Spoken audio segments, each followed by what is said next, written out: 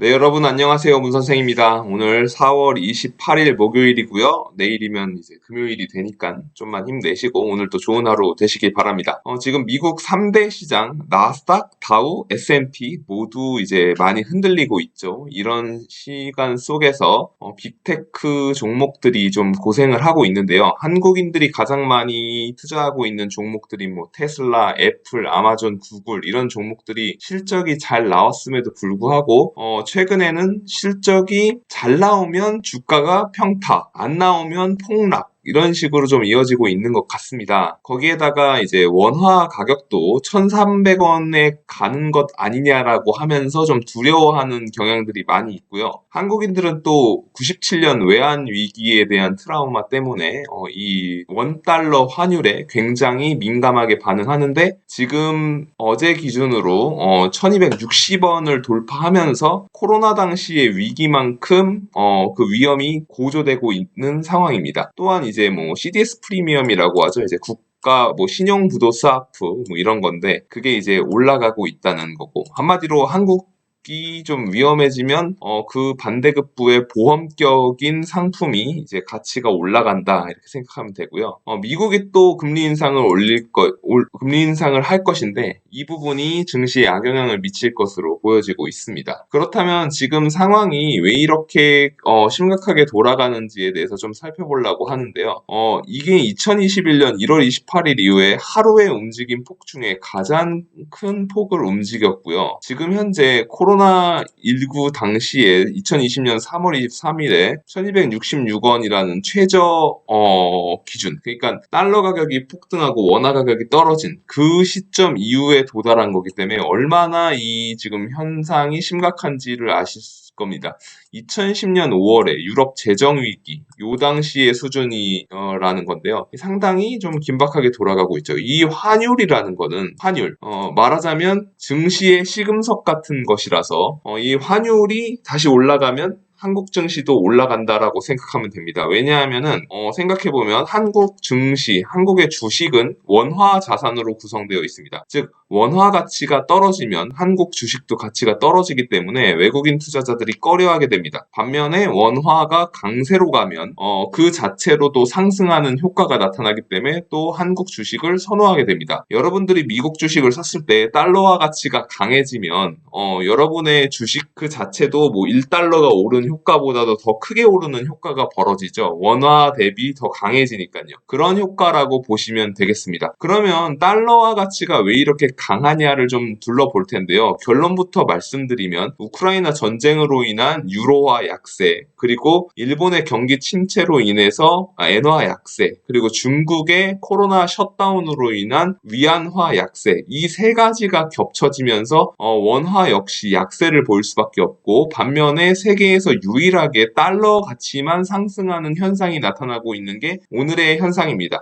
설명을 좀 더 드려보면요. 유로화가 5년 만에 거의 최저로 털썩 내려앉았다라고 하는데요. 이 이유는 물론 여러분들이 가장 잘 아시다시피 우크라이나와 러시아가 전쟁을 하면서 러시아의 달러를 공급받고 있는 유럽이 경제가 흔들리는 상황이 됐고요. 이뿐 아니라 에너지 안보 불안 이걸로 인해서 이제 유로존이 불안하기 때문에 유럽이 금리 인상을 하면서 유로화 가치를 달러처럼 같이 끌어올리기 어려운 상황. 근데 이게 유럽 내에서의 불안감 때문에 유럽에 있는 투자 자금들도 지금 어디가 가장 안전하지? 그럼 결국 성장이 가장 잘 나오고 그러면서도 가장 안정적인 미국 시장으로 가자라고 해서 유럽에 있는 돈들이 미국 시장으로 옮겨가기 때문에 달러에 대한 인기가 더 치솟게 되는 상황입니다. 그래서 달러화 가치가 올라가게 되죠.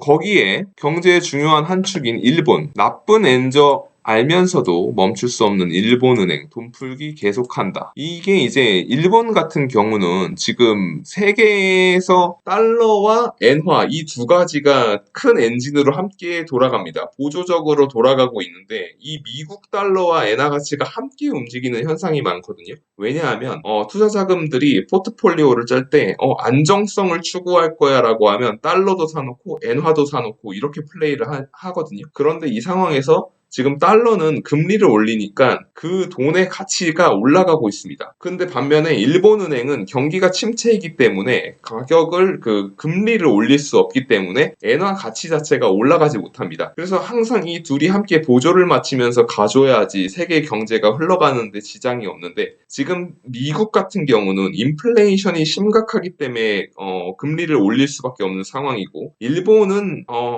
인플레이션이 굉장히 일어나기 힘든 구조를 갖고 있습니다. 왜냐하면 이 국가의 안정성도 높지만 반면에 성장성도 굉장히 낮아서 돈의 가치가 스탑해 있는, 마치 우주의 무중력 상태처럼 이렇게 진공 상태에 놓여 있는 게 엔화 가치라고 볼 수 있습니다. 그래서 이 일본 정부 입장에서는 인플레이션이 발생하지 않으니까, 발생하더라도 미국처럼 심각한 상황까지 안 가는 것 같으니까 금리를 빨리 올릴 필요도 없고 경기 침체를 우려해서 돈 풀기를 지속하니까 달러 혼자 올라가고, 그럼 같이 다니던 애 중에 달러만 올라가니까 전 세계에서 안정적인 시장 통화를 보유하려고 하는 투자자들은 달러와 엔화 둘 다 안정적이고 가치가 오르다가 미국만 금리를 올리니까 미국으로 쏠리게 되는 겁니다. 그러니까 지금 유럽도 우크라이나 전쟁 때문에 달러와 가치가 올라가는 현상을 만들어주고, 일본 역시 경기 침체와 상대적인 디플레이션 때문에 다시 또 이제 달러화만 올라가는 상황이 되죠. 그리고 마지막으로 보자면 상하이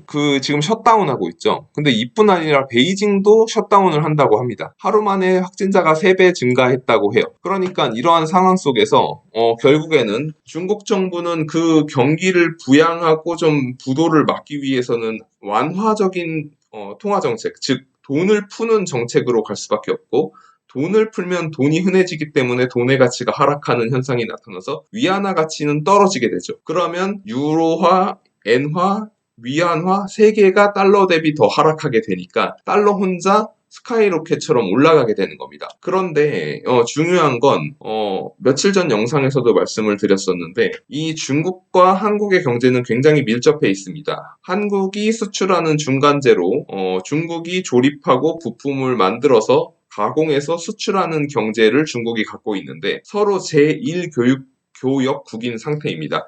가장 많이 수출하는 나라가 한국에게는 중국이고 중국에게는 가장 많이 수입하는 나라가 한국이거든요. 그래서 이 두 개가 통화가 같이 움직입니다. 중국의 경제가 좋으면 한국의 경제도 좋고, 중국의 경제가 나쁘면 한국의 경제도 나쁠 것이라고 판단하는 외국인 투자자들 때문에 이거를 프록시 통화라고 합니다. 프록시, PROXY, 즉 근접한 통화다. 둘이서 같이 다니는 좀 그런 현상이다. 커플링 되었다라고 합니다. 그럼 말씀드리면 달러 혼자 올라가는 상황에서 엔화는 처지니까 엔화랑 달러랑 5만큼 올라갈게, 지금 엔화는 못 올라가니까 달러 혼자 10이 올라가고, 유로화도 같이 올라가주면 좋은데 유로화도 못 올라가고, 위안화도 못 올라가고, 원화는 위안화에 딸려 있고, 이렇게 되니까 주요 통화들 위안, 엔, 유로 이 대비해서 달러가 강하고, 한국은 위안에 붙어서 또 내려가고, 이렇게 되니까 지금 달러 가치가 계속 강해지게 되는 거죠. 그리고 코로나19라는 그런 전대미문의 위기는 위기 상황이었기 때문에 통화 스와프라는 정책으로 연준이 세계 주요 국가, 중요한 나라들, 경제가 큰 나라들의 통화 스와프, 즉 원화를 갖고 오면 달러를 즉시 인출해주는 그런 정책을 시행했는데, 한국이 중요한 나라였기 때문에 이를 바로 실행해줬고, 2020년 3월 26일에 이게 실행되자마자 원화가 그 기점으로 해서 반등해서 다시 올라오고, 그러면서 코스피도 반등을 했었거든요. 근데 이러한 상황이 되려면 뭔가 전 세계적인 위기가 닥쳐야 공조가 되는 건데, 현재 연준은 제가 생각하기로, 그리고 많은 전문가들이 예상하기로는 반드시 인플레를 잡고 가야 되기 때문에 지금 세게 예방주사를 맞고 가야 더 이상 아프지 않고 사고가 나지 않는다라고 생각해서 달러화 가치가 심하게 올라가더라도 어쩔 수 없이 이 금리를 계속 올릴 거라고 하고요. 또 두 번째는 2020년에 엄청난 유동성을 풀어준 게 다 미국 연준이 베풀어준 것이라고 저는 생각을 하는데, 어느샌가 사람들이 다 자기의 실력이고 자기가 투자자가 되었고 자산가가 되었다고 생각하면서 소비 성향이 굉장히 커지고 때로는 재테크를 하지 않는 사람들을 무시하는 그런 안 좋은 경우들도 많은데요. 어쨌든 간에 그 사람들 안에 붙어 있는 그 심리, 돈이 다시 들어올 거다, 올라갈 거야라는 그 심리를 죽여줘야지만 소비 심리가 줄어들고 그래야 인플레이션을 멈출 수 있다. 왜냐하면 중국의 코로나 셧다운이 금방 끝날 것 같지 않고 우크라이나의 전쟁도 금방 끝날 것 같지 않은 상황에서 원자재 가격은 올라가고 농산물 가격도 올라가고 제조업도 제대로 중국에서 만들어지지 못하는 상황에서는 결국에 공급은 개선할 수 없으니까 수요 단인 사람들의 심리를 죽여서라도 이 인플레이션을 멈추는 방향으로 가야 된다고 생각한 게 아닌가라고 저는 생각을 합니다. 그래서 연준이 사람들의 투자 자산인 나스닥 시장, 이 시장을 좀 죽여줘야지. 저도 뭐 나스닥에 큰 베팅을 해놨기 때문에 이런 게 반갑지는 않습니다, 전혀. 근데 여기서 좀 조정 국면을 맞이해야 하고 베어 마켓이라고 하죠. 이제